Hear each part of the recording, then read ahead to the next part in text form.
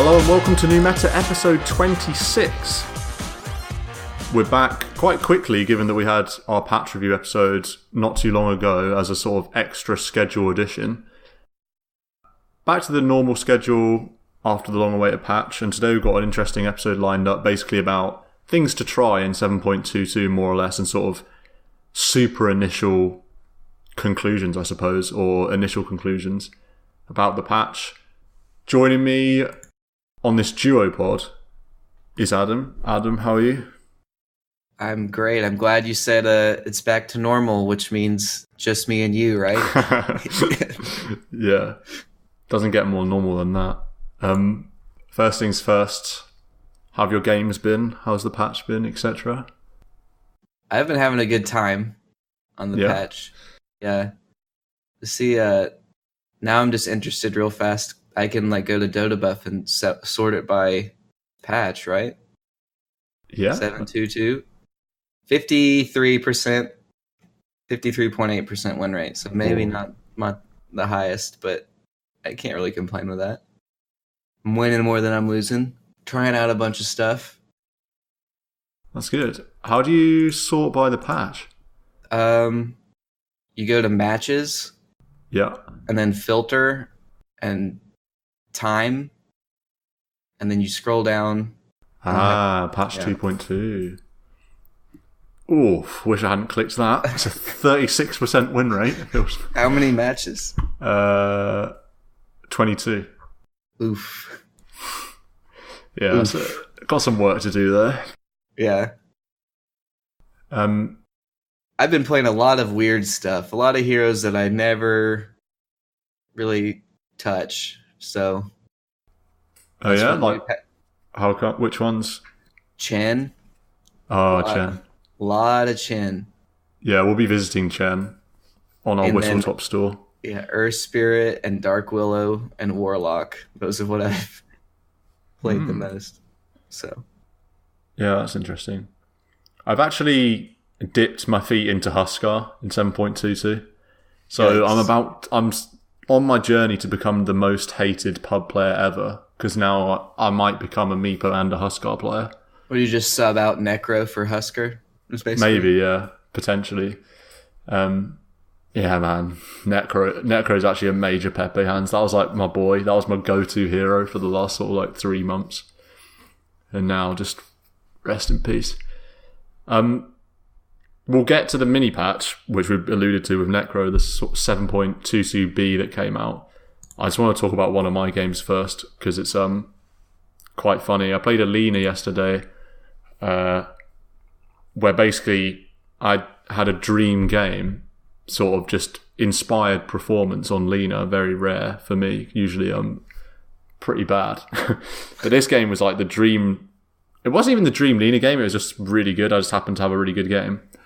And I was ended I think 40 minutes into the game, I was 21-5 with 8 assists, running the show.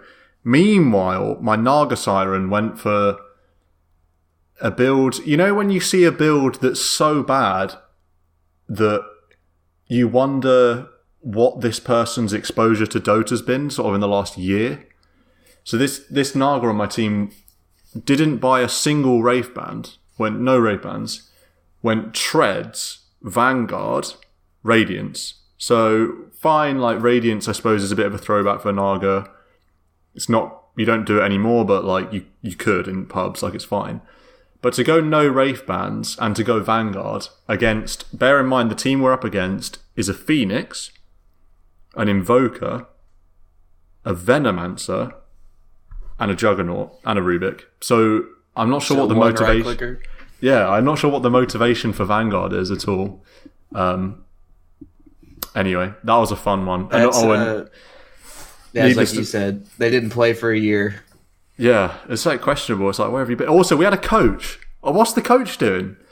Oh, I was where's my coach at? Did he not say anything? Yeah, I think he was one of those AFK coaches that just, I don't know if he's doing it for the achievement or something, but I don't think he said anything. The coach just didn't say anything the whole time. I've never coached before, or ever had one, so I wouldn't know. Yeah, it's a funny one. I mean, Either that, or he was in party with one of them and just sort of just to like spectate, I guess. I don't know. Yeah. Either could be likely. But the other, needless to say, my Naga Siren at 41 minutes. This is quite an achievement. 41 minutes was 0, 8, and 7. Yikes. On a Naga. Oh. I thought you were going to say 0, 0, and like 3. Like, that's okay. Yeah, just like farming, fine. Mm-hmm. I mean, you should be online before 40, but whatever, I can live with it. But yeah, 0, 8, 7. Pretty rough. Radiance is pretty bad now on her. That feels bad. Yeah, and it's not even so much that Radiance is bad. Obviously, back in the day when Naga Radiance was like a menace, that was when Radiance on Illusions did more. It doesn't do as much now, they nerfed it. But even now, it's just the fact that with the new Riptide... synergize with Riptide, yeah. Yeah, the new Riptide does so much work with the illusions that, first of all, you don't need Radiance to split push every wave in every camp ever, because Riptide does it for you. And also just having Wraith Bands, having Manta, and having Diffusal just turns you into Beast already. So yeah, that was a bit of a Ripperino game that I wanted to name check. So as for the patch, 7.22b, almost immediately, this is one of those patches that it seems to me that Valve released 7.22, they're like, wait a second, maybe some of these ags are abusable, and then they have to like quick patch them or something like that. I think at least that's the way with the sort of Clinkz, Willow, and Grimstroke stuff. Any part of the which part of the mini patch do you want to talk about? What I don't like is that, you know, of new ags, like all these heroes get ags, right? Yeah. And it's going to be like a period of time where surely, you know, some stuff is good, some stuff is bad, but there's should be a testing period. And, you know, if something turns out to be really strong, I don't think you nerf the hero. I think you would nerf the ags. But it seems like Clinkz and Dark Willow kind of got the nerf bat on their base hero, not on the ags. Grimstroke got his ags nerfed, which I mean that's fair enough because you're still trying to narrow things in. But it's like I wanted to try to learn some Dark Willow as a 4 for my team. I play a couple games. I'm like, okay, I'm starting to get the hang of this. And then that night, it gets nerfed. And I don't even want to touch this again because the stuff that got nerfed was base attack time. That's what made her really good in lane was she had really nice harass and damage, really fast attacks. And what else got touched up? So the Shadow Realm damage ramp-up time has increased from 3 to 4. Does this mean that when you... Because traditionally, before this patch, there was a period of time at the end of Shadow Realm where you had about a second to do max damage. I guess now... You have to wait. If you want max damage, you've got to time it really well for the end of Shadow Realm or something. Yeah, but the problem is they still have the sound cue of the old one, so it's it makes that sound at 3 seconds that would normally be the max damage, but now it lingers for a second after that. I mean, they're 25 talent, that's fine. I feel like they going from 200 attack speed to 175 attack speed, and you don't really ever get there anyways. And the Dark Willow, the Ags build, it was very strong, but it wasn't people were going that every game. Also, if you just rush an Ags as Dark Willow, it's actually really bad. You don't have enough attack speed to shotgun or machine gun people down. Yeah. It takes a lot of items and build up to make that a thing. And all the clips on Reddit of her being crazy were mostly in turbo. So yeah. I don't. Yeah, it's an interesting change. I think the Clinkz change is interesting because he's just got 10 less damage now on Searing Arrows at all levels, which is it's a pretty significant nerf, right? I mean, at least to the laning phase, when you're harassing in a lane as Clinkz, you're going to be getting tons of searing arrows off. And so that extra 10 damage will add up to like 100, 200 over the course of a few waves. So it's pretty annoying for Clinkz. I can imagine that being annoying.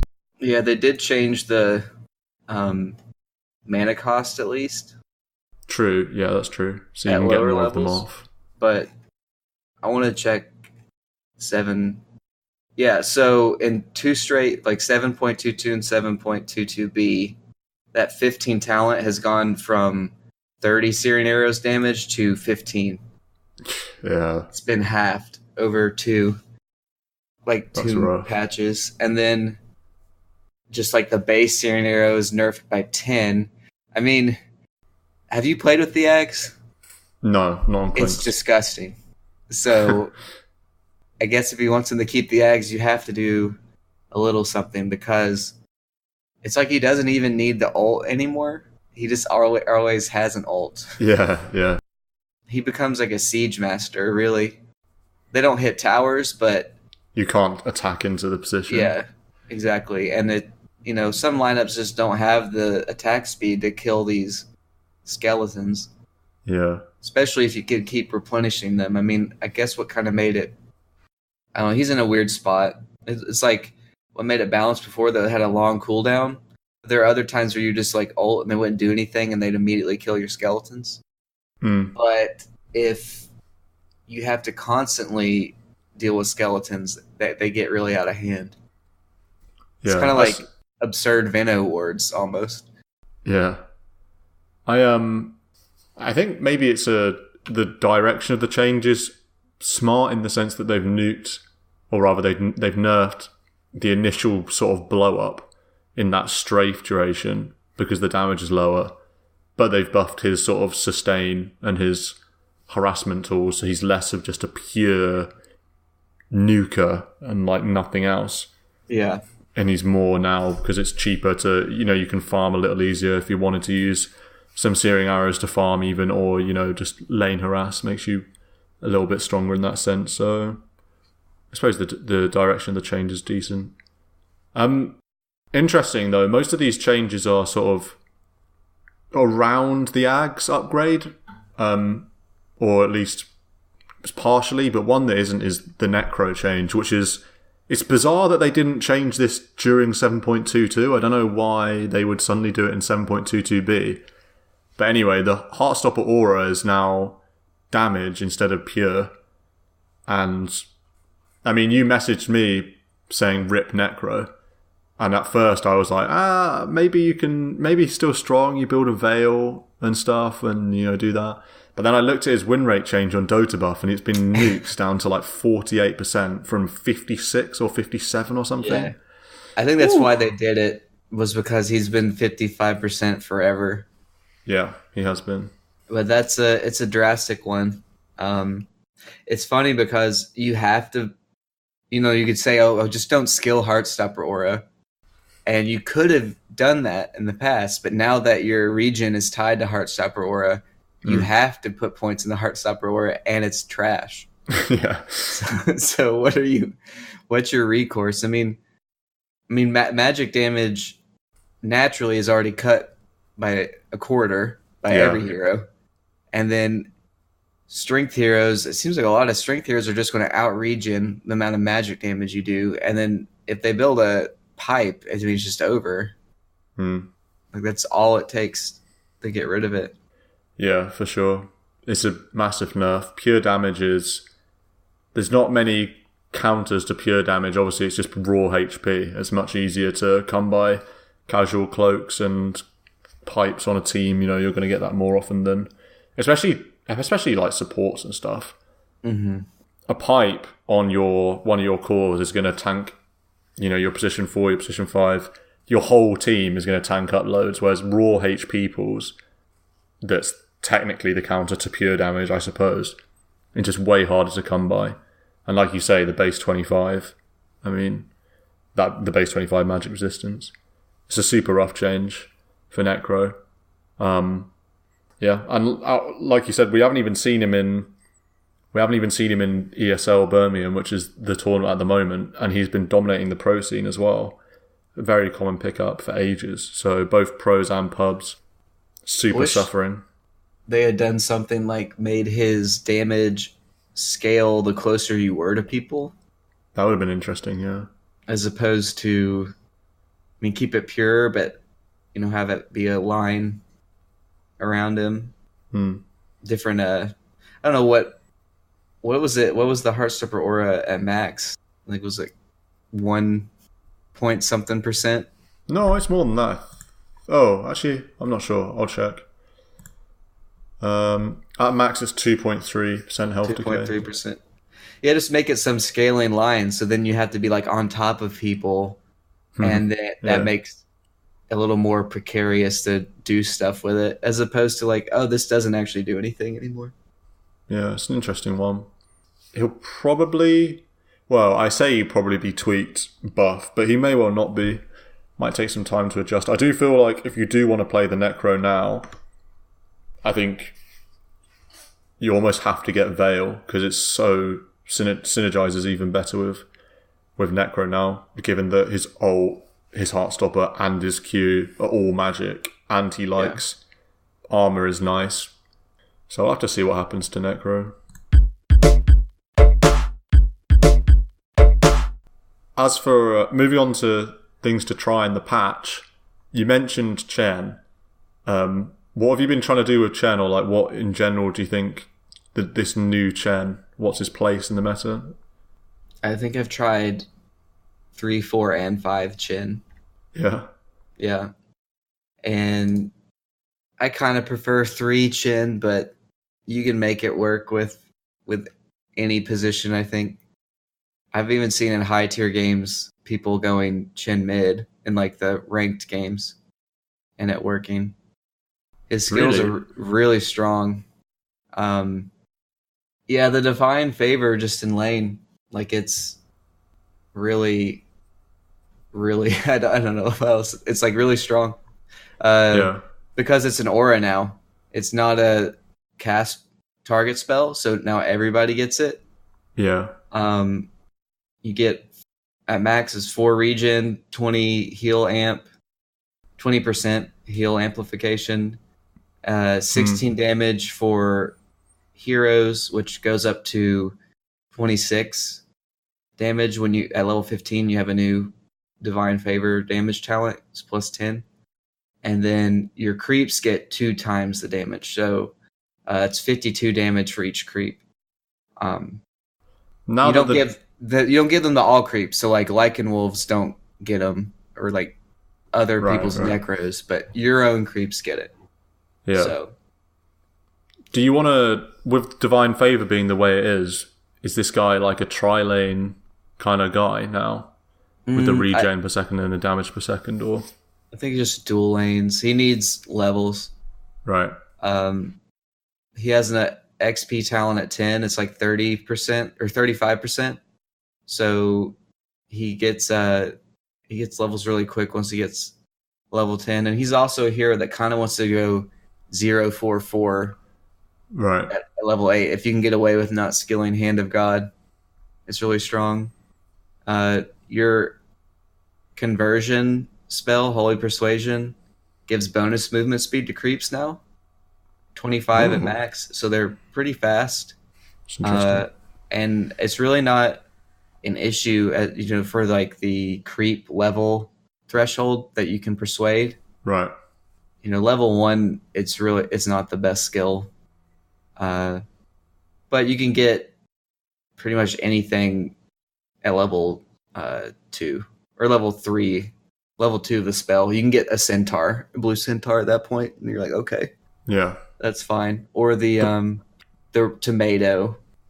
Yeah, the hellbear thing. Yeah, you need that level 5 to get the dark troll summoner, the net creep. But right, yeah, but yeah, it's really important to get or know what creeps do, all of the creeps do, because what I kind of have seen in the high tier games is you basically have 4 creeps, and you get a Dark Troll Summoner, like a net creep.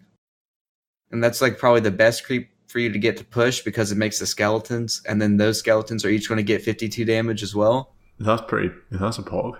Yeah, but then you get 3 of the little centaurs, or like a combination of the little centaurs and then the potato creep, the yellow bear, hell bear. Oh yeah. Because those have passive magic region or magic resistance aura, and it stacks.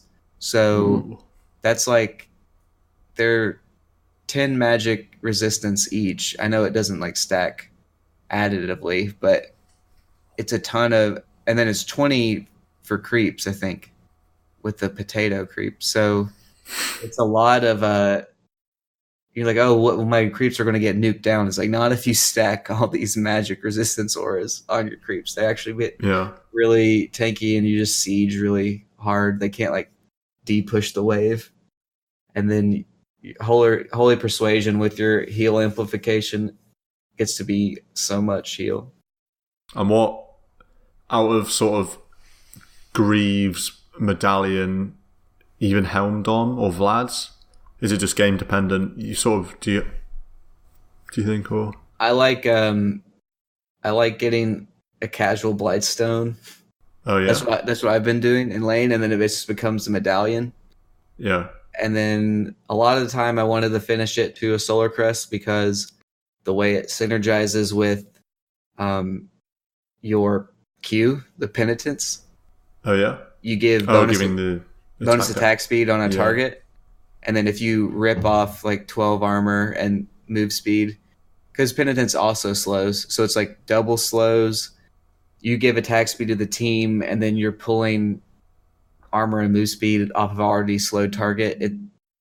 It's really crazy how fast people melt.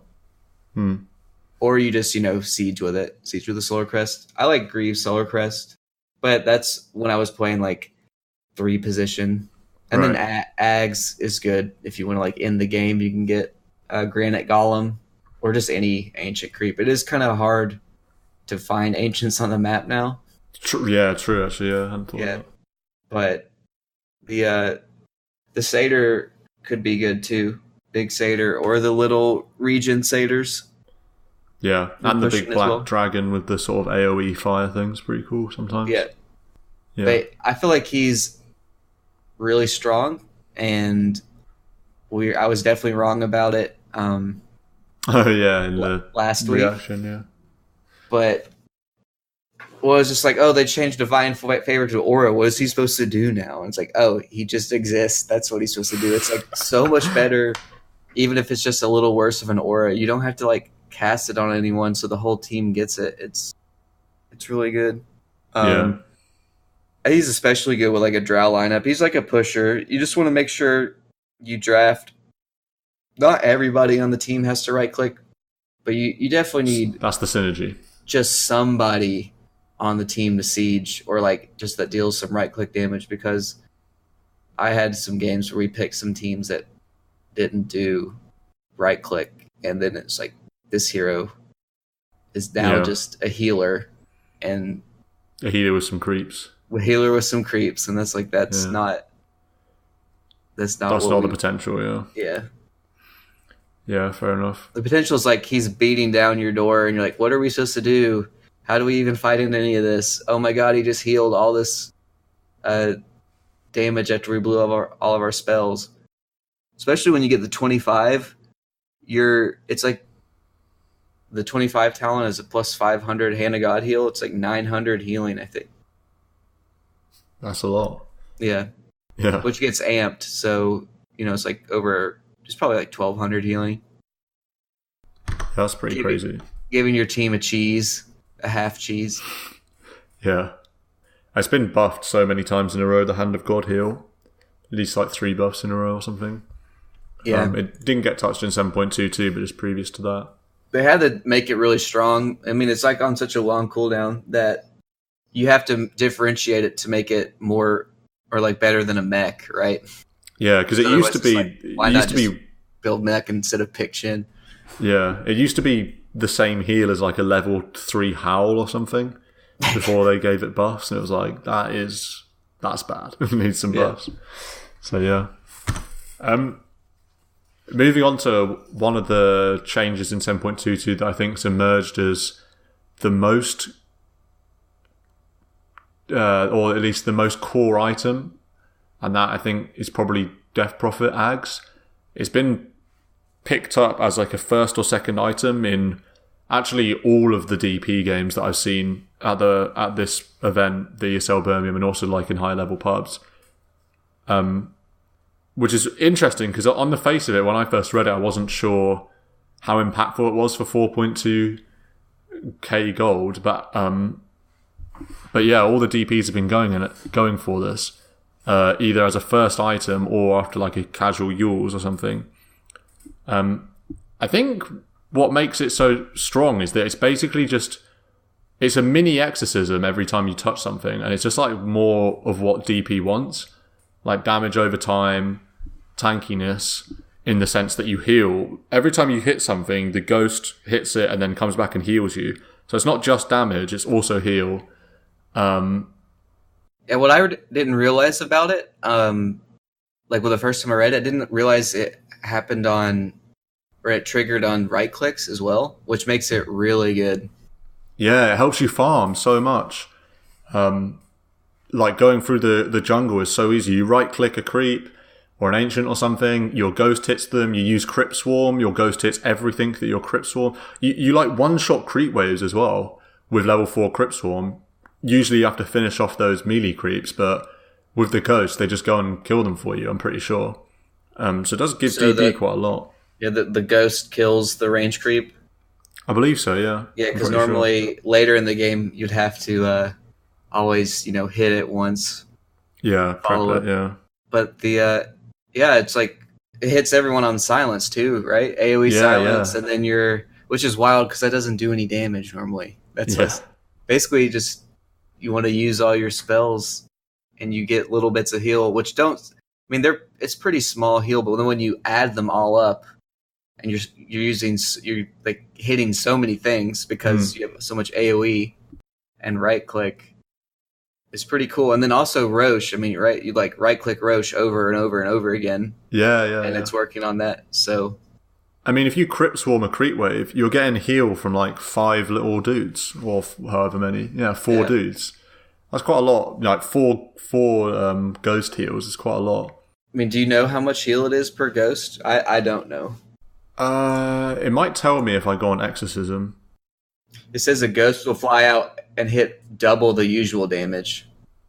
So it's like they're better than that ulti ghosts. So the normal Exorcism does 58 damage. So with the Scepter, so they do double the usual damage, so 116? And yeah. So I guess every ghost heals for 116, is that right?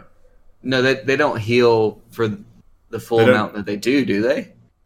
I don't know. I know in Exorcism, they're healed in proportion to damage dealt, but is it a fraction? Oh God, that's a ton of heal. Yeah, is it? I don't understand, because I feel like actually I guess it makes sense when I'm thinking of Death Prophets healing after Exorcism. They're basically healed to full, no matter what. Yeah. So I guess it would make sense. It does say on the tooltip, Death Prophet is healed in proportion to the damage dealt, and then nothing else is said. So I suppose that's the damage dealt is the heal. So that would imply that each ghost heals you for like 116. That is a lot. That's so much. That means if you Crypt Swarm a creep wave, you're getting like 400 heal, 450 heal. That's a lot. That doesn't sound right, but I'll take.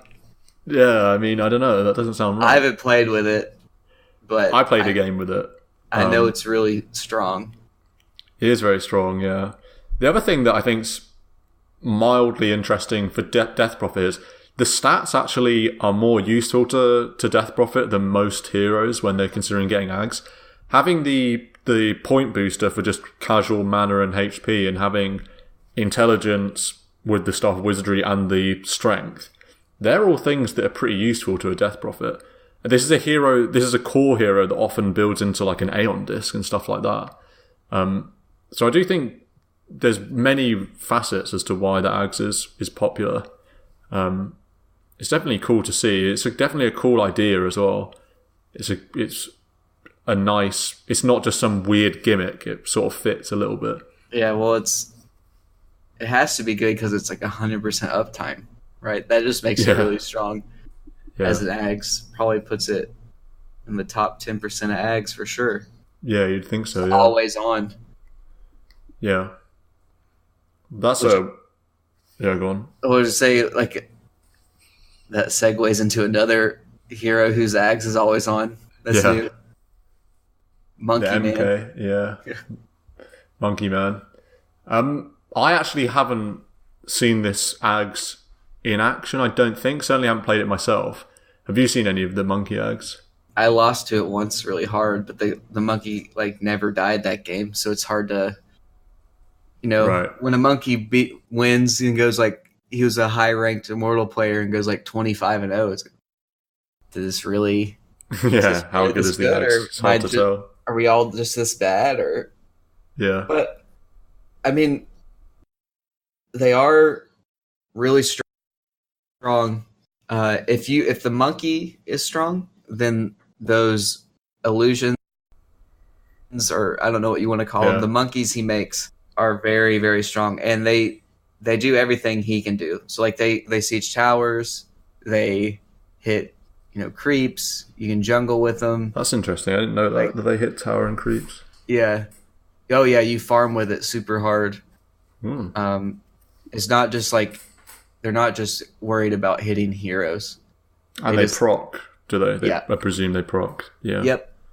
And they every 3.5 seconds you shoot out another monkey, and those last for 12. So it's kind of just like more Veno wards type of an effect. It's like, what do you do if you let a Monkey King stand on your high ground for 7 seconds? There's 3 of them now, and there's always going to be at least 3 or 4 of them at that point.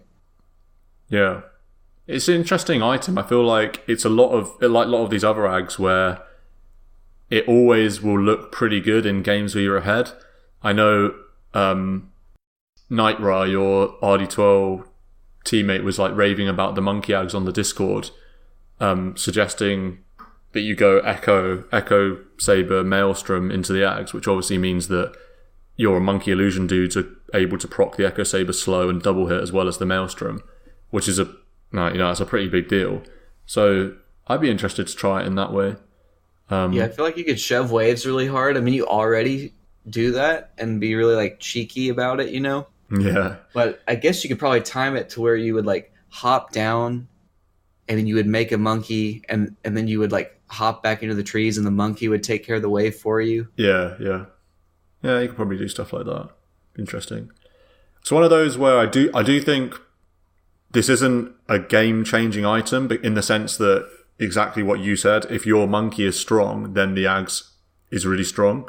And the flip side of that being, if you're weak, this Ags is just going to make more weak monkeys. So it doesn't really change anything. So if you're behind, this isn't an item you want to try and rush for to fight with, like a BKB almost always is on a Monkey King. I definitely don't think it's like DP Ags. It's not like a rush this item. Like a Clinkz even, I think you can do first item Ags. I think it's that good. Right. Because the Clinkz, it basically gives him like a mini ulti. Yeah, that and his movement speed buff as well. Yeah. That I think the Clinkz is plus 30 or 35% to Windwalk.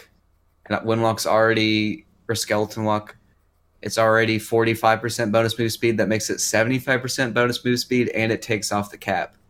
Yeah. So you're running around over haste. I didn't have any Agi items except for a Diffusal Blade, and I was going like 570, 600. So that's pretty fun. Yeah, so the same thing with I don't think MK Ags is as versatile.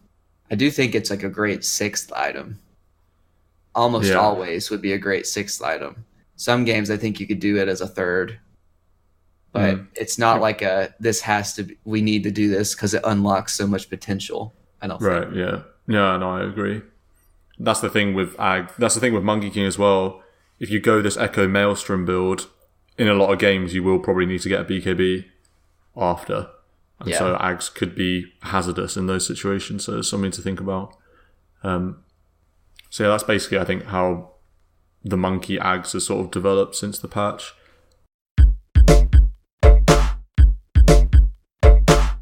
Couple of other things I wanted to talk about, or just like more general changes to the meta, not necessarily due to patch adjustments, but just sort of general trends over time. There are definitely some heroes that are coming back into the fold. You mentioned one earlier, which is Warlock. I mean, I know the Fatal Bonds change helped the hero a lot in the lane. Warlock's definitely, I think, an S tier support again, like the top of the supporting world probably. It'd be interesting to see if that changes, but I think at the moment the laning with Warlock is so much easier with the Fatal Bonds. You don't have to wait until the creep wave's almost dead to make sure you get heroes on the Fatal Bonds. You just slap it straight down and you know you're going to get 2 heroes in a creep wave. Yeah. Just makes them easier to play. Even if it's 13% as opposed to 25% shared, it's so strong. Because you're going to always hit 2, and then that's already guaranteed harass on 2 heroes with the creep wave dying. I mean, I tried it I did Warlock mid, and it definitely didn't feel as good harassing just a mid hero. I think if you lock 2 heroes together, I think it's really good in the dual lane. Yeah, I agree, yeah. Because there's just bigger health pools on the heroes. If you can slap a Shadow Word on top of a Fatal Bonds hero, you're going to be draining a lot of health. It's a lot of sustain, a lot of items that they're going to have to buy, tangos and stuff, regen. Yeah, and any change to Warlock, however small, is always going to push him into the meta, just because his base kit is never far away from being really strong, in the sense that the classic Warlock spec or Warlock plus any carry, that lane is basically going to be able to farm.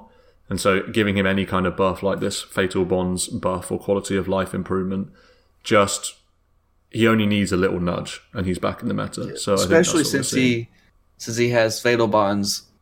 I mean, he's had this for a while, but at level 10, the extra damage on Fatal Bonds, and now this lends itself to being a skill that you max, or at least you have 4 points in by level 10.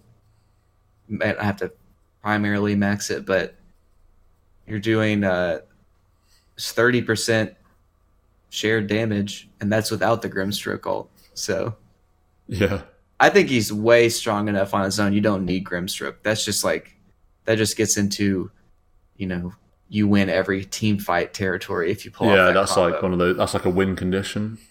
Yeah, the Grimstroke Warlock. Is the play with Warlock to buy both tomes at level 10 and then the other tome at level 20, and then use all 3 when you get plus 60 XP gain and get level 25 instantly? If you could ever get to 15. Yeah. 15 is really tough to get to without using those tomes. I think he's super strong. Like, actually would be a hero that would warrant all of the tomes, though. Yeah. I don't think you can. Well, you can't spam them. They go on cooldown now. Yeah, they're on a 5-minute cooldown. Yeah, so you actually... Because that would be such a pog play. That would be fun, yeah. 60% at 15. So much. So much. And all he wants is level 20. He doesn't even want 25. He just needs that Golem on death. Yeah. Cast Golem, cast Fatal Bonds, and then run in and die. Yeah, even his Ags is super strong now. Like, just they added the quality of life. Second Golem lands 0.4 seconds after the first. Yeah, that's significant right there. An extra 0.4 seconds on such a gigantic AoE stun. Yeah, and that gives you enough time. I mean, they say you're never supposed to lead off with Fatal Bonds anyways, because the Golem hit like doesn't do damage. It just stuns when it lands. So you're supposed to Fatal Bonds people in the stun duration of your Golem landing. So now you can throw it down and then Fatal Bonds in between the second one landing, and then by the time the second one lands, the first one's already hitting on people. And burning. So yeah, I think it's like just super foolproof, kind of. Yeah, for sure. It's definitely a foolproof hero. Yeah, you can't go wrong just casting Shadow Word on your carry to heal him, and then get some Fatal Bonds harassing. Upheaval, the most. Oh my god, Upheaval is so annoying. I'm 80% moose load. It's like it feels like global ice path. Yeah. Or ice wall. Like, what is this? Upheaval is one of those spells where you go through an entire game and it's just never used, and then one time you've got 80% slow on you for like 3 seconds and you're like, what is this? What is happening? Yeah. It'd be interesting to see Warlock back. Another hero that I don't think we've mentioned this hero on new meta ever. I'm not sure if we've actually ever said the word Omniknight in new meta history. We did 2 parts of a offlane episode without talking about Omniknight, which is understandable because I feel like I haven't seen this hero in my pubs for forever. But Omni is back, I think. He's got a really high win rate. In fact, that's why I picked him out for this, because his win rate in pubs is like 55% or something. Was he just took the healer role from Necro? I mean, his heals are always OP in pubs. So yeah, it seems like it. Yeah, for sure. Yeah, where's Omniknight here? I want to find his win rate. I just had him. Oh, yeah. Yeah, okay. 53.5% win rate. That's pretty... That's strong. That's strong, that's yeah. Top. That's got to be top 10 or 20 for sure. Yeah, definitely. I would have thought so. Top 10, something like that. I don't really know what's changed with this guy, because I feel like the build is still... Well, the build's interesting. I feel like you always want to max Purification when you play this guy, but the choice between Degen Aura and Heavenly Grace is interesting, and certainly one that different people do differently in depending on the lane. And then I guess you just build into these nice team items like Greaves or Pipe or whatever. You could even get cheeky Aghanims or a Radiance if you feel so inclined. So I guess it makes sense that Omni's back. He does seem to fit the meta quite well from an offlane. I don't know if you have any thoughts on Omniknight. Heavenly Grace is a really strong spell. Yeah. I mean, it's a shield, right? It's an Abba shield. It's a strong spell. Yeah. And it gives, 28 strength or something at level 4? Yeah, 28 strength, 50% status resistance is pretty and then insane healing as well. Yeah, it's like, I wouldn't hesitate to say like 4 protect 1, but if you have a big carry, your role becomes really obvious. You just save the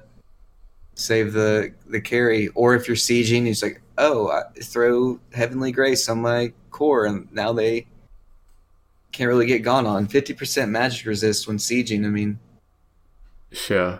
Like if they get lassoed, it's not going to last any time. If they get any type of disable, it's not. It's really like too short for even like an Earthshaker combo. The overcharge stun will be half as long, so then you can get a BKB or whatever you want off after the initial stun. And then even if they go on that, you just follow up with Guardian Angel. Yeah, it's true, yeah. I feel like Heavenly Grace versus Repel, it's almost like a bit more of a noob trap, because you see Heavenly Grace, or rather, when you saw Repel, you knew, they're magic immune. The game won't let us cast spells on this guy. But now you see Heavenly Grace and say they're low health, you're still going to tunnel vision to be like, oh my god, they've only got like 20% HP or like 25% HP, let's like use stuff on him. But actually, with all the bonus strength, bonus HP regen, and bonus status resistance, it's like, if you try and cast spells on that, it's so inefficient, and you're just, the turn potential, you're just like wasting the effectiveness of your spells by 50%. So yeah, I actually want to try Omniknight personally in the offlane. I think he could be pretty fun. No, I definitely think he could be fun. I do think we mentioned Omniknight last week, though. Oh, did we? In what sense? Just because we were reading through the patch. Oh. Omniknight last week, just because we got to the patch, we're like, oh, Omniknight, Ags, heals, plus 40 regen, and affects buildings still. So he's only one of the 3 heroes that can heal buildings. Him, Lich, and Free. So late game Omni, maybe you need to heal your Ancient. And also gold per minute talent at level 10. Can't go wrong with a bit of that. Yeah. So yeah, Omniknight's definitely... It's a funny one because back in the day, he always used to have an extremely high win rate in pubs. Then it dropped off for almost like a year and a half or something, and now he's back, I suppose, near the top. So yeah, I just like melee heroes that have, him and Abaddon, right? I like, or even Legion with press the attack. You got these melee heroes with strong dispels that are low range, so you have to like position really well. I just find that song and dance really fun. Yeah, definitely. No, it's interesting. You gotta be close enough to save them, but not too close to where they just go on you instead. Yeah. Because if they just go on you and kill you, well, that's even better. Yeah, and such high impact spells. I mean, Heavenly Grace and the old, obviously, Guardian Angel are game-changing game-changing spells, rather, so definitely more interesting than just an Underlord that's built into Greaves and Pipe and stuff. Yeah. Any other heroes you want to give a name check to? Or talk about particularly? I think I really just wanted to talk about Chen and Warlock. I wanted to correct my opinion on Chen. Put it on the record, because that was really... Put the record straight. It's very wrong. I don't know. We're still It's still too early for any... I'm trying to just see all the... I haven't seen all the Ags yet. Just in games, right? Yeah, for sure, yeah. Oh, that reminds me, actually. I did want to mention TA Ags, because I look at it similar to Monkey King, but in an even more extreme sense. I've seen the Ags built... I saw one game where it was built after Deso. They went Deso Ags Blink or something. Or maybe they went Deso Blink Ags. I can't remember. Mm-hmm. But it's definitely got a lot of potential in a game where you're ahead. I wouldn't want to do it in a game where you're behind. But in a game where you're ahead... just the teleportation ability, it's like a better version of BOTs if you can use it aggressively.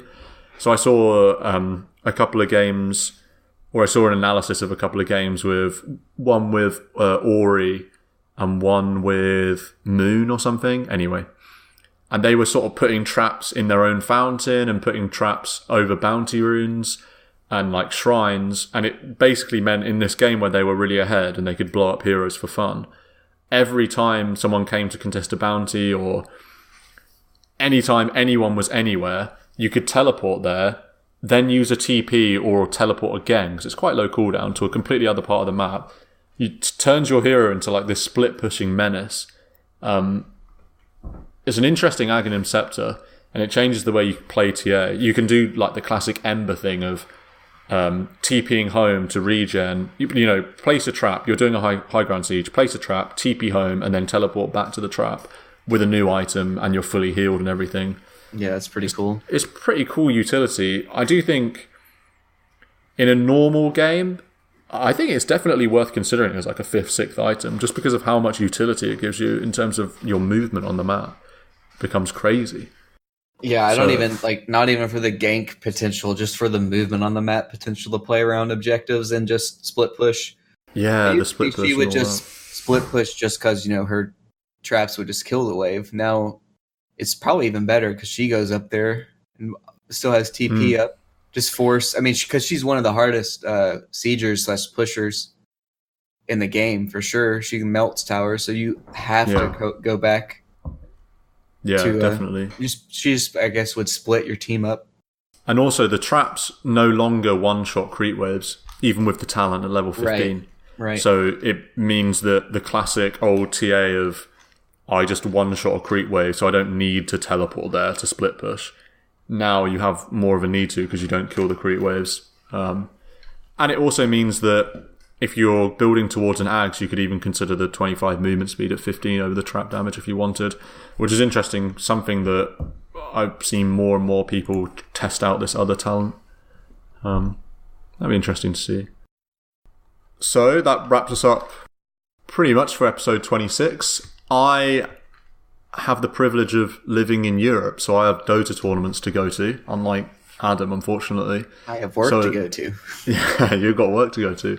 So yeah, myself, Marco, who wasn't here today, rip, and Guest Nick, and Brother Joe, UK contingency, it would be wrong if we didn't go to ESL Birmingham, so we're going to be there over the weekend, which is super, super exciting. Very much looking forward to that. So maybe episode 27 will be some sort of review on Tuesday. I don't know. We'll have to see. Tournament review. Yeah, some kind of tournament review, similar to like what we did for Stockholm. Was that also ESL Stockholm? No, that was Dream League, Dream League Season 11. DreamHack? Dream League. I don't know. Maybe it is a DreamHack, like in association with DreamHack or something. Yeah. Yeah, I think so. So there are different tournament organizers, though, so this can be like a compare, contrast. Yeah, definitely, to an extent, yeah. So yeah, that's basically what we've got in the pipeline for the next few episodes. Oh yeah, and if you're watching the stream, look out for the new meta. I definitely at some point I'm going to make like a whiteboard or banner with new meta podcast on it or something, just for the ultimate sellout. Yes. Maximum exposure, wait for the grand finals, and then, I don't know, throw a flare into the air to get the camera's attention and then just scream new meta podcast into the camera or something. Throw a flare. Yeah, get banned from Reddit in the process. Young man arrested. Yeah. Throwing a flare inside a stadium. Yeah. So yeah, that's basically what we got lined up for Tuesday, probably. So hopefully you'll join us again then. You enjoyed the episode. So until then, goodbye.